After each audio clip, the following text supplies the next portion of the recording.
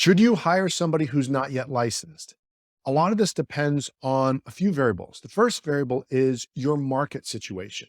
If your hiring market is really strong, then it can be a great opportunity for you to find somebody who's already licensed, already knows your company's products, and maybe can come in and hit the ground running. Even if you're selective about only wanting people who are of a really strong mindset and are great people to work with and don't have really bad habits, there's still a chance you could find somebody that's great for your agency. On the other hand, if the market is weak, or if you just prefer to hire people and develop them from the ground up, the way you do things, it can be very helpful to require that people get licensed before you bring them on. So here's what it can look like. You find somebody that you'd like to hire and they're not yet licensed. They're coming from another field.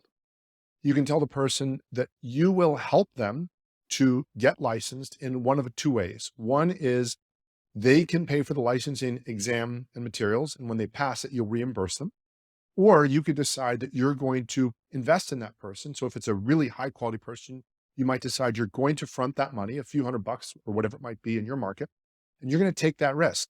And if they pass, or when they pass the exam, then you can either hire them outright, or you can hire them outright and add a bonus. You can say, look, once you pass this exam, I'll give you $1,000, whatever it might be. But what it does is it prevents them from sitting in your agency and studying and costing you two, three, five, six, eight, $10,000 while they're trying to pass a test. That can be something that can be very costly for you. It can be very frustrating for your team members to watch that.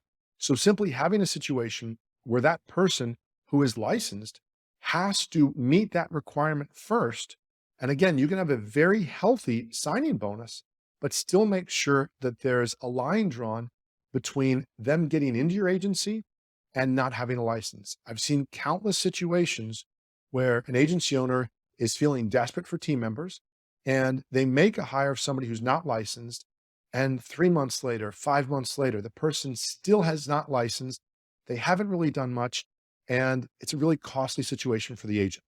Now, one of the things you can do is if there are tasks in your agency that are not currently being done, that can be done by an unlicensed person, then you can also offer that person the opportunity to do some part-time hours, whatever it is that meets your need, as far as doing paperwork, calling for appointments, maybe even reward them with bonuses for setting appointments. Because in most situations, if a person's being rewarded for the appointment showing, that is something you can compensate on if a person does not have a license. So there's a lot of things you can do where the person can be worth something to you, to the agency, and be doing work, and you can reward them from that separately, and then have an agreement of what happens when they pass their licensing situation. And there's so many ways you can motivate or incentivize that way. Bottom line, unless you really have to, and have to is just you need bodies and you just lost so many people that you have to physically have bodies in the agency, I'm going to suggest to you that as much as you can, you want to have a person coming in already licensed. That way, whatever company trainings you have or product knowledge trainings you have for your agency, they can come and learn them and apply them right away. And you're not getting caught in that situation of paying for somebody, hoping things are going to work out, and then getting a situation where 2 months, 3 months, 6 months later, you're still paying for them.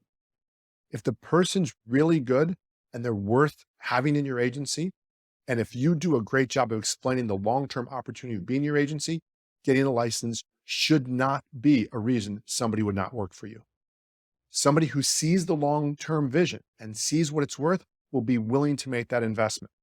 You've made the investment in your business of money and time and risk and all these different things to get where you are. A person who's not willing to risk even getting the license ahead of time and wants to be paid at a high level without in any way creating value for your agency or demonstrating a certain level of proficiency is probably not somebody you want to have in your agency. I hope you find this helpful. If you have any questions on any of this, please let me know.